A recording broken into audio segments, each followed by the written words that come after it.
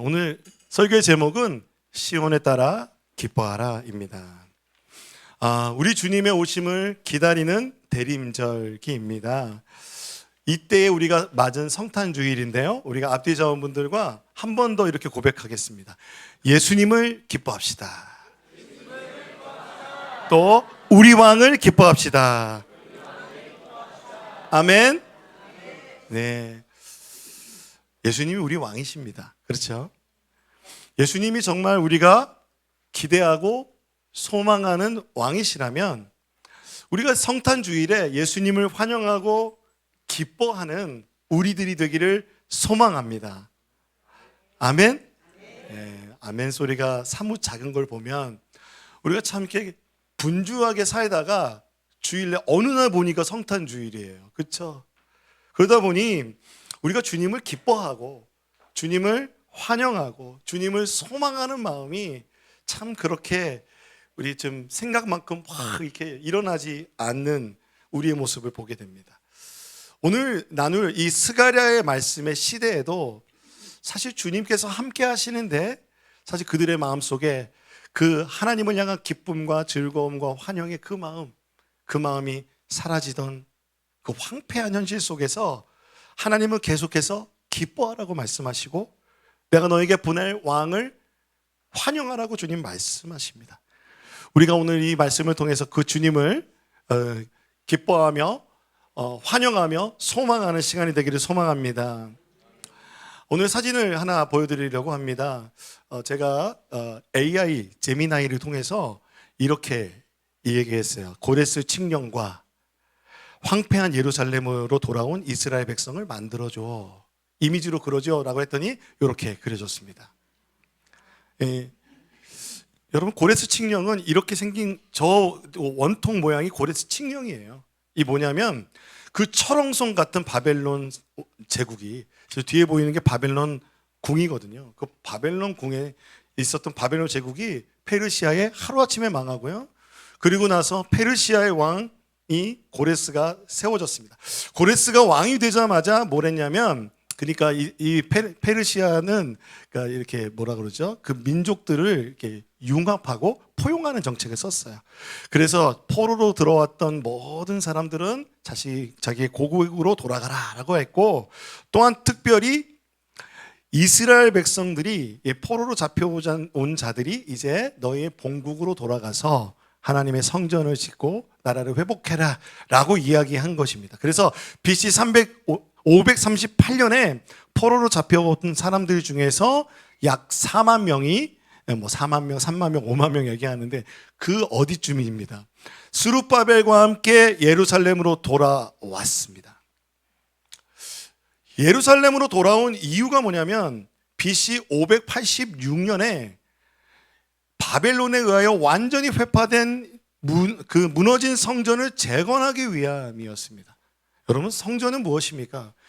유다인들에게, 이스라엘에게 성전은 하나님이 그들과 함께 한다라는 정체성이었습니다. 그들이 정말 그래서 세우고자 한 것은 성전이죠. 뿐만 아니라 또한 그들에게 이스라엘 백성이 된다라고 했을 때 그들이 정말 믿었던 게 있어요. 뭐냐면 다윗의 왕조예요. 다윗의 왕조가 영원하다고 주님 말씀하셨는데 다윗의 왕조가 시드기야 때 끊겼거든요. 그런데 선지자들이 계속해서 다시 다윗의 왕조가 시작될 거다라고 하니 그들은 다윗의 왕조를 기대하는 것입니다. 그 시작으로서 성전을 재건하는 것입니다.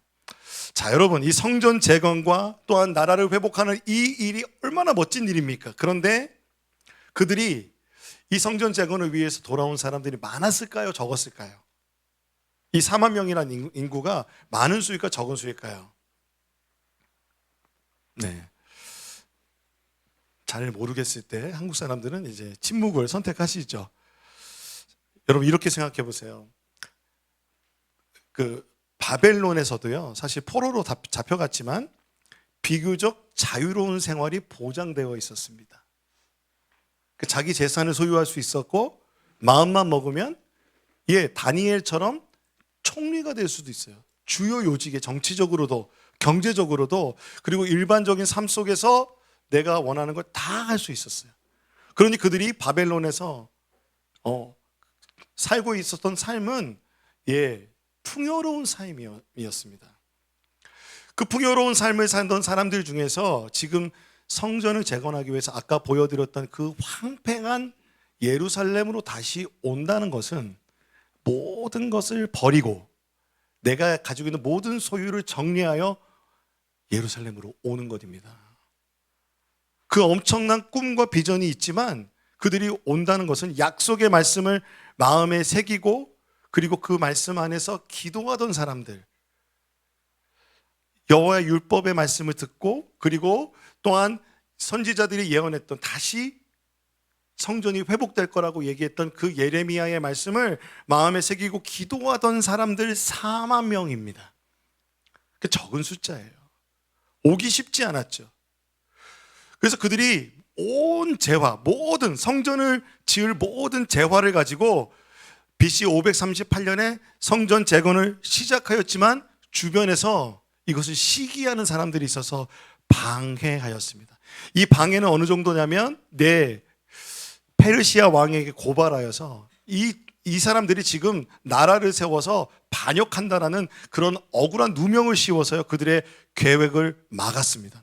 에스라서 4장에 보면요 그 땅 백성이 유다 백성의 손을 약하게 하여 그 건축을 방해하되 바사왕 페르시아 왕 고레스의 시대부터 바사왕 다리오가 즉위할 때까지 관리들에게 뇌물을 주어 그 계획을 막았다고 합니다. 이 기간이 몇 년간이냐면요 16년간이에요. 16년 동안 그들이 모아왔던 모든 재화들을 성전 재건에 쓸 수 없는 상황이 됐고요. 성전 재건을 하지 못하는 그들은 망연자실했습니다. 그래서 결국은 그들은 무엇을 하냐면요. 학기에서 1장 8절에서 11절에 보면은 그들은 자기 집을 짓는데 그 재화를 쓰기 시작하였습니다. 그 황폐한 땅에서 살아야 되잖아요.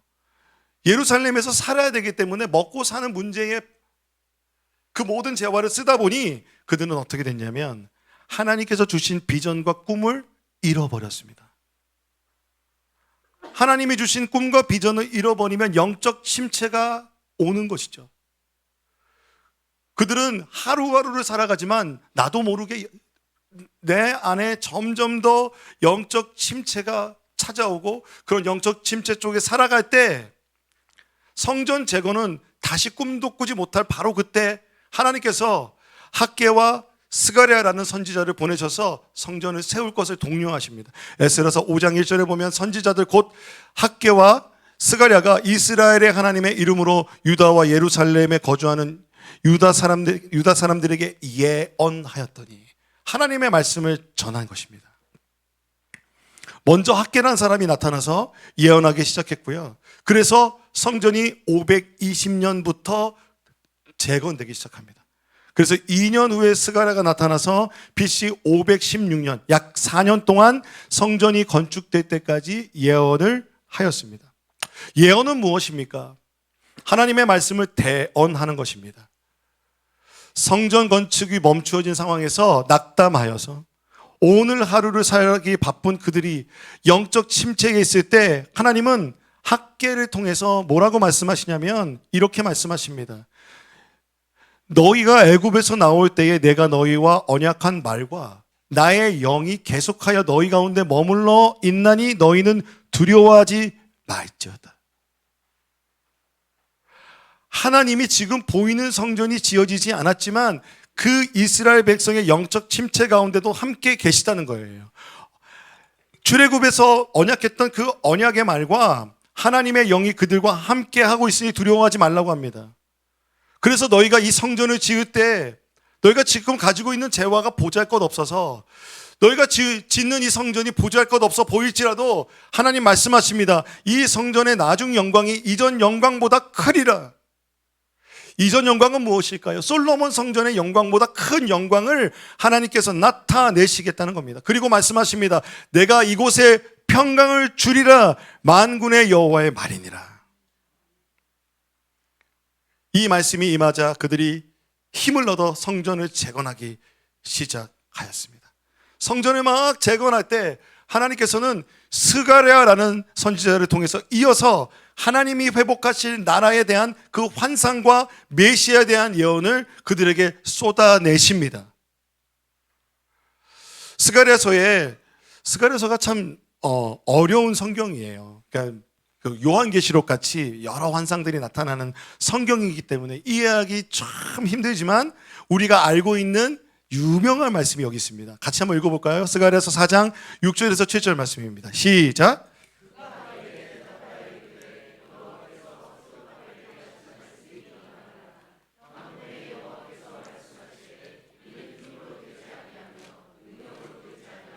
오직 나의 영으로 되느니라.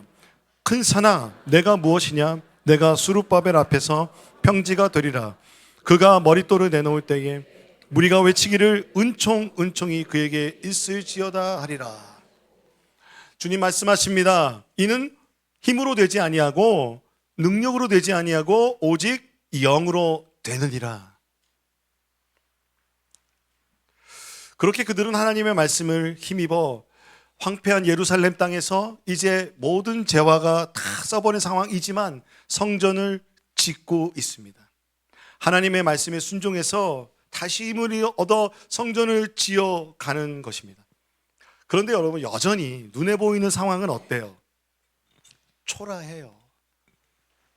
주변이 제가 처음 안성 왔을 때 안성이 여기 도로 있잖아요. 계속 공사하는데 한 번은 서안성 체육센터까지 걸어가는데 길이 없는 거예요. 그래서 이런 마음이 들더라고. 진짜 내가 황폐한 땅에 왔나 보다. 예루살렘은 더 했습니다. 아무것도 없는 상황에서 성전을 짓고 있는 그들의 마음, 소망을 가지려고 지으려고 하지만 소망을 막 찾기가 힘든 거예요. 우리의 삶이 어떻습니까? 2025년 시작할 때 우리 대한민국은 정치적으로 경제적으로 굉장히 불안한 상태에서 한 해를 시작했습니다.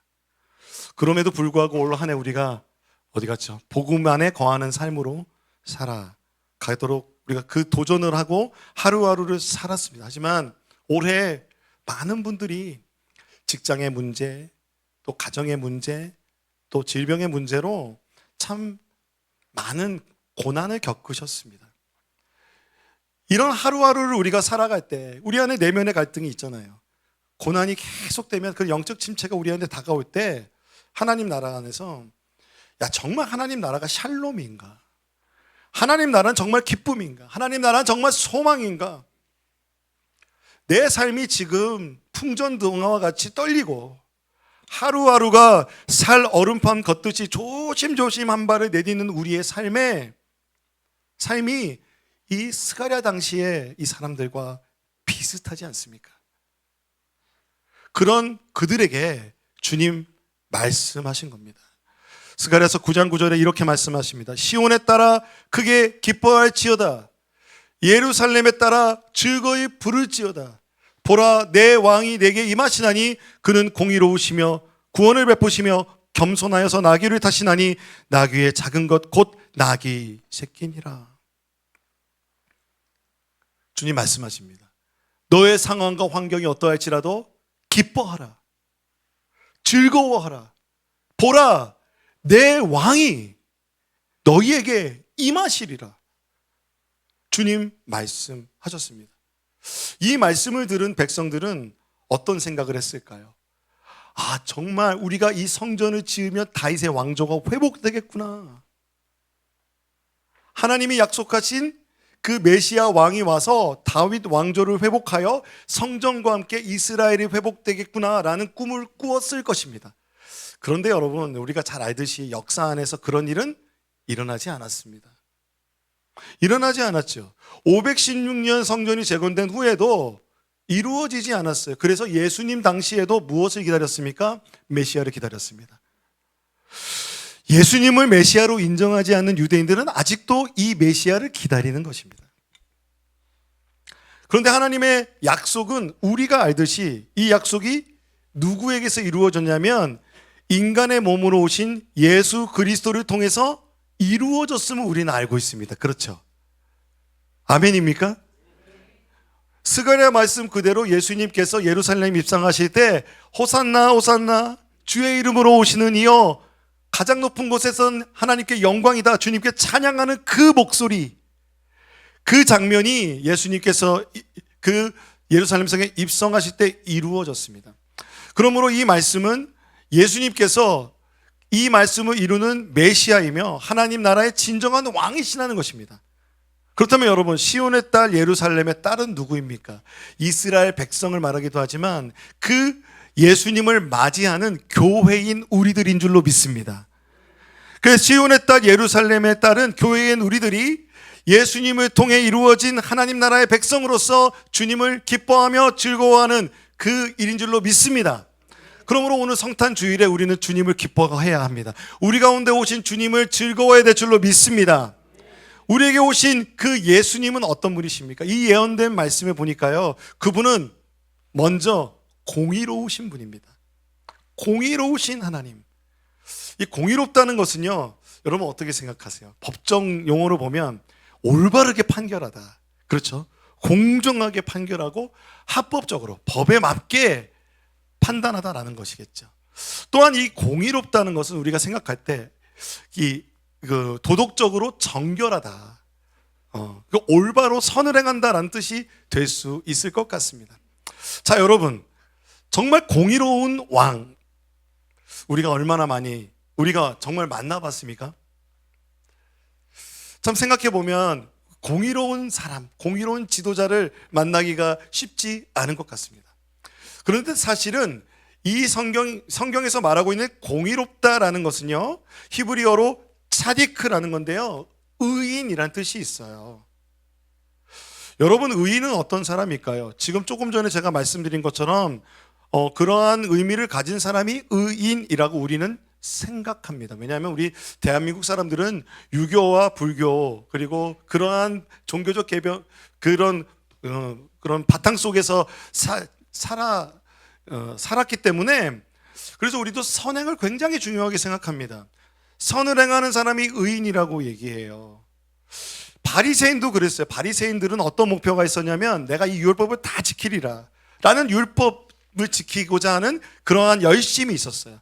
그 율법을 다 지킨 사람이 의인이라고 생각하는 거예요.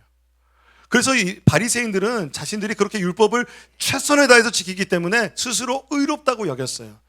그 의롭다고 여긴 사람들 중에서 가장 열심히 있었던 사람이 누구냐면 바울이에요.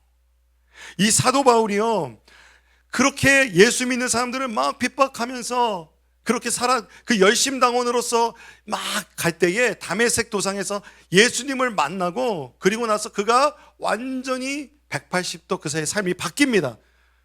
그리고 그가 쓴 놀라운 성경책이 서신이 뭐냐면 로마서인데요. 로마서에는 우리 인간의 단 한 단어로 이렇게 표현합니다. 로마서 3장 23절에 모든 사람이 죄를 범하였음에 하나님의 영광에 이르지 못하더니, 이 세상에 가장 도덕적으로 탁월하고 가장 선을 많이 한 사람일지라도 하나님의 영광에 이르지 못한다고 말합니다.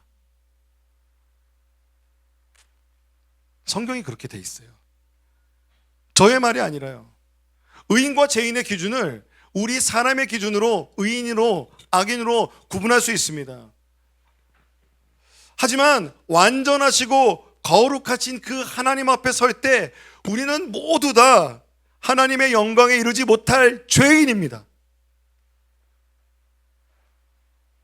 죄인인 우리가 하나님 앞에 설 수 있는 이유가 뭘까요? 우리가 이렇게 예배할 수 있는 그 의를 받았다는 것, 하나님 앞에, 하나님의 임재 앞에 찬양하고 감격하는 이 의의 이 영광은 예수님을 통해서 은혜로 값없이 주신 것을 믿습니다. 로마서 3장 말씀에 이렇게 되어 있습니다. 율법 외에 하나님의 한 의가 나타났으니 율법과 선지자들에게 증거를 받은 것이라. 곧 예수 그리스도를 믿음으로 말미암아 모든 믿는 자에게 미치는 하나님의 의인이 차별이 없느니라.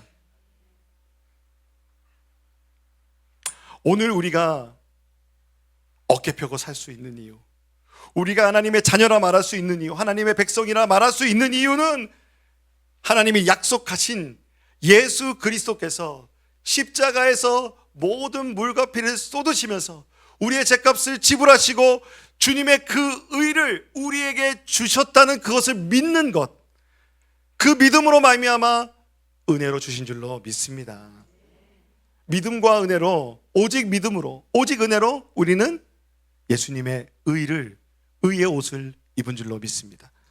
그 주님이 우리를 구원하시는 분입니다. 메시아는 구원을 베푸는 분입니다. 이 구원을 베풀다라는 히브리어가요, 어떤 뜻이 있냐면요, 비좁은 틈에 끼어서 옴짝달싹 못하는 그렇게 크나큰 공경을 겪은 사람들을 구출하여서 자유를 주다라는 뜻이 있대요. 우리의 인생의 삶 속에서 우리가 그런 상황 속에 있을 때 우리를 구출하시고 우리에게 자유를 주시는 분이, 구원해 주시는 분이 바로 메시아 예수 그리스도이십니다. 또한 이 구원하다는 뜻은요, 승리하다는 뜻도 있어요. 승리하다는 것은 무엇입니까? 궁극적으로 주님께서 승리의 메시아이시라는 것입니다. 사망 권세를 무찌르고 사단의 머리를 밟으시는 그 승리의 주님이 우리 주 예수 그리스도이십니다. 예수님께서 주시는 그 승리의, 그 부활의 첫 열매가 되신 그 주님을 우리가 믿을 때 우리는 그 부활의 생명으로 살아갈 수 있는 그 생명을 누리는 줄로 믿습니다. 그래서 주님께서 다시 오실 때 주님이 부활의 몸을 입으셨듯이, 우리를 티끌에서부터 아담을 창조하셨듯이 우리를 모으셔서 부활의 몸을 입고 주님의 그 나라에 주님께서 위로하시고 함께 하시는 그 새하늘과 새 땅 가운데 주님과 영원히 살 줄로 믿습니다. 그러므로 여러분, 이 소망이 있을 때 지금 우리의 삶에 있는 공경의 시간에 부활의 주님을 붙잡고 살아갈 수 있는 것입니다.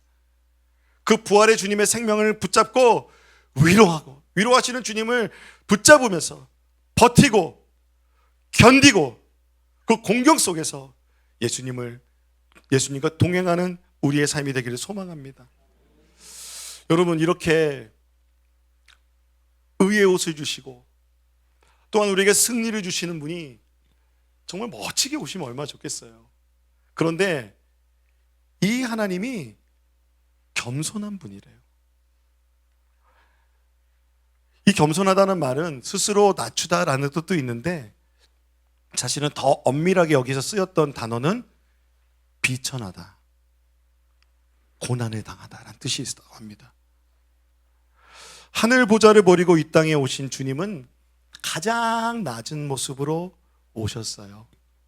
머리 둘 곳 없는 말구유에, 초라한 그 말구유에 누이셨습니다.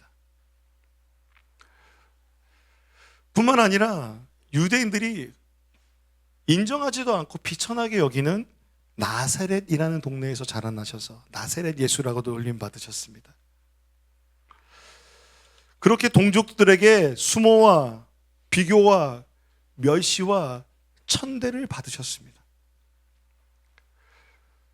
지금 약속된 메시아는 비천함을 통해서 구원하는 고난의 종입니다.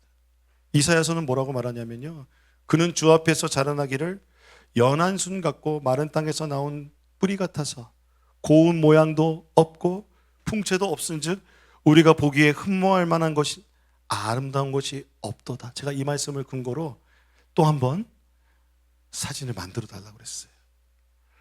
그때 당시에 예수님의 모습, 갈릴리에 나는 예수님의 거기에서 살으셨던 예수님의 모습을 한번 그려줘 그랬더니 이렇게 딱 나왔어요. 여러분, 믿고 싶으신가요?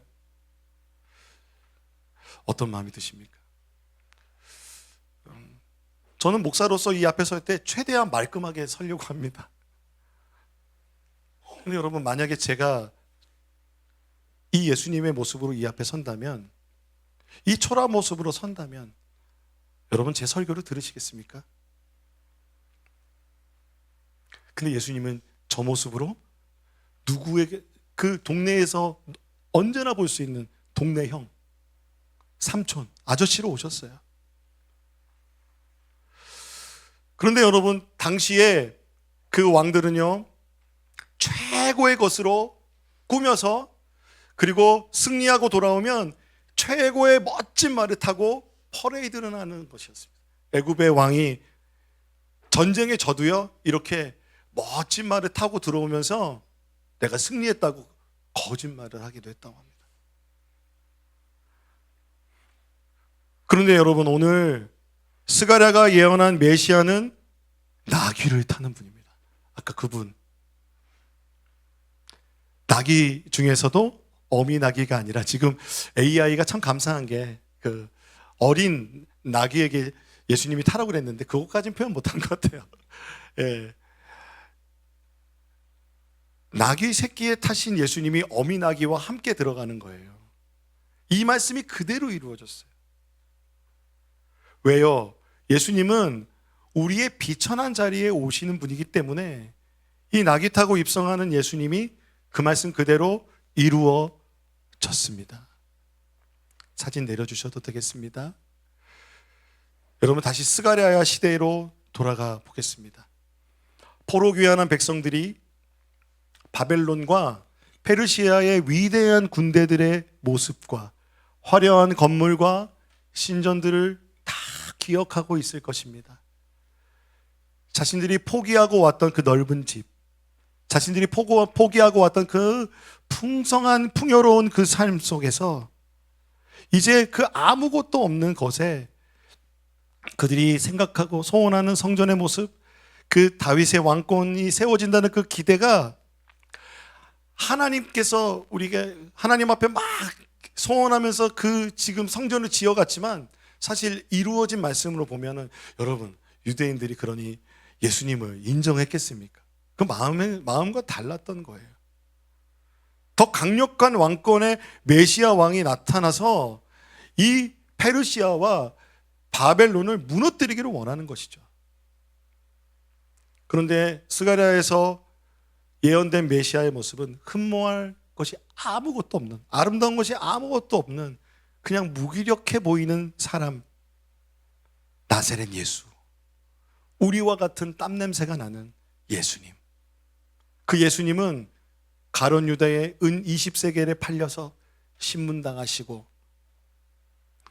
고난당하시고 고문당하실 때 무기력하게 다 그냥 그것을 받으셨어요. 어떻게 저런 사람이 왕이 될 수 있어? 사람들이 조롱하고요, 막 놀리고요, 머리에다가 이게 너 왕관이다 그러면서 가시 면류관을 씌우는 거예요. 그리고 어디서 홍포를 구했는지 홍포를 씌우면서 유대인의 왕이여 평안할지어다 비아냥거리며 예수님은 십자가의 길을 거리는 그 소리를 들으면서 십자가의 길을 걸어가셔서 십자가에서 우리를 위한 구원의 길을 열어 놓으셨습니다. 스가랴서 9장 10절에 이렇게 말합니다. 내가 에브라임의 병거와 예루살렘의 말을 끊겠고 전장하는 활도 끊으리니 그가 이방 사람에게 화평을 전할 것이요 그의 통치는 바다에서 바다에까지 이르고 유브라데 강 땅끝까지 이르리라. 예수님은 절대로 병거와 말, 전쟁하는 활로 세워지는 무력으로 승리하는 나라가 아닌 겸손으로 비천한 가운데 우리의 모든 죄를 지고 가시는 그 침묵과 말씀에 대한 순종으로 하나님의 나라를 이루신 하나님이십니다. 이방 나라를 무찌르는 용사가 아니라, 이방 나라를 차별하는 용사가 아니라 오히려 그들에게 화평을 전하여 구원의 소식이 이방 나라에까지 전해져서 온 땅을 넘어 온 우주가 하나님의 통치 가운데 이루어지게 하는 하나님의 나라를 선포하는 진정한 왕이 예수 그리스도이신 줄로 믿습니다. 그래서 성전을 재건하는 그 백성들이 지금 그들은 볼 수가 없었지만 선지자를 통해서 완성될 하나님의 나라를 보여주고 계십니다. 여러분, 저는 이 말씀이 아직 다 이루어지지 않았다고 믿습니다. 아직도 이 나라, 이 전 세계는 전쟁과 무기와 활로서 서로 거짓 평화를 누리고 살아갑니다. 무력으로 세워지는 평화는 성경이 말하는 참된 평화가 아닙니다. 그러나 주님 약속하십니다. 각 나라와 족속과 백성과 방언에서 주님께서 주시는 그 의로운 흰옷을 입고 주와 보좌 앞에 나오는 백성들이 주님께 예배하는 진정한 평화가 이루어지는 그날을 주님은 약속하셨습니다. 요한계시록 7장 9절 10절에 보면 이 이후에 내가 보니 각 나라와 족속과 백성과 방언에서 아무도 능히 셀 수 없는 큰 무리가 나와 흰옷을 입고 손에 종려가지를 들고 보좌 앞과 어린 양 앞에 서서 함께 읽겠습니다. 큰 소리로 외쳐 이르되 구원하심이 보좌에 앉으신 우리 하나님과 어린 양에게 있도다. 예루살렘에 입성하신 예수님께 종려나무를 들고 하나님 찬양했던 그 소리는 예수님을 십자가에 못 박는 소리로 금세 변했지만 그 마지막 날에, 그날에는 이방 땅에 평안해 주시는 진정한 메시아 예수 그리스도께 종려나무 가지를 흔들며 구원하심이 보좌에 앉으신 우리 하나님과 어린 양께 있습니다라고 예배하는 그날이 이루어질 줄로 믿습니다. 설교를 마치려고 합니다. 우리의 삶도 하나님의 꿈과 비전으로 살려고 하지만, 그리고 한 해를 시작할 때 그 뜨거웠던 마음에 비하여 지금 이루어진 게 아무것도 없는 것 같습니다. 여전히 내가 꿈꾸는 그 꿈과 비전은 이루어지지 않는 것 같다 비천하게 느껴집니다. 우리의 현실은 여전히 힘든 상황일지 모르겠습니다. 하지만 주님이 우리를 이렇게 말씀하십니다. 너는 나의 언약 백성이야. 예수님을 통해서 의를 주었고 내가 너희를 자녀 삼았고 그리고 너희에게 약속된 그 하나님의 나라가 있다. 온 열방에 평안을 주시는 그 메시아 예수 그리스도께서 다시 오실 때는 영광의 왕으로 임재하실 것입니다. 가장 찬란한 옷을 입고 우리에게 임재하여 주실 줄로 믿습니다. 성탄의 기쁨이 어디에 있습니까? 바로 이 말씀에 성탄의 기쁨이 있는 줄로 믿습니다. 우리가 기뻐해야 될 그분은 예수 그리스도, 우리의 비천함을 아시고 죄의 저주를 끊으시고 의의 옷을 입혀주신 그분, 모든 화평의 근원이 되시는 그 주님, 모든 반목과 질시를 끊고 모든 무력을 내려놓고 참된 평화를 주시는 그분, 그 예수님을 기뻐하는 성탄주일이 되기를 주님의 이름으로 축복합니다.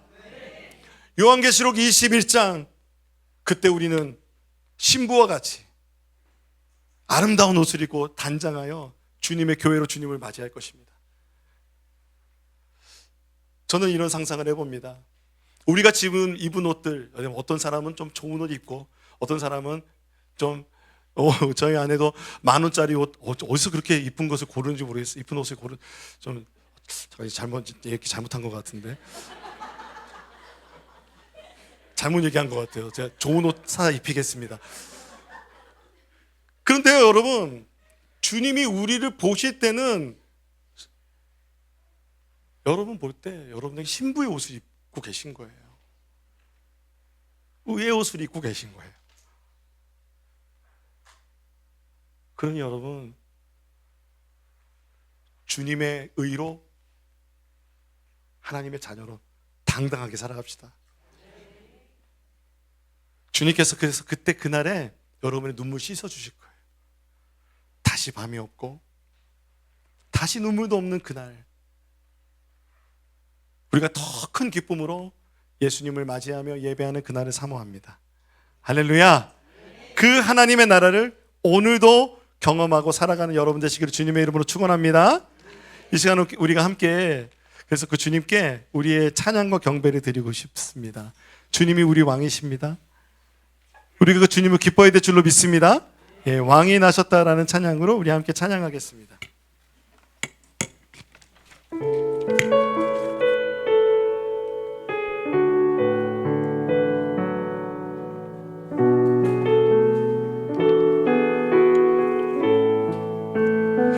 거룩한 밤 하늘의 큰 별이 양떼를 지키던 목자들에게 그 큰 기쁨의 소식을 전했네.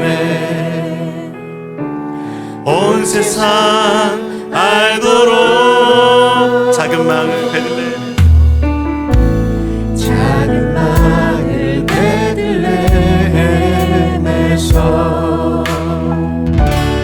아기 예수님 탄생했으니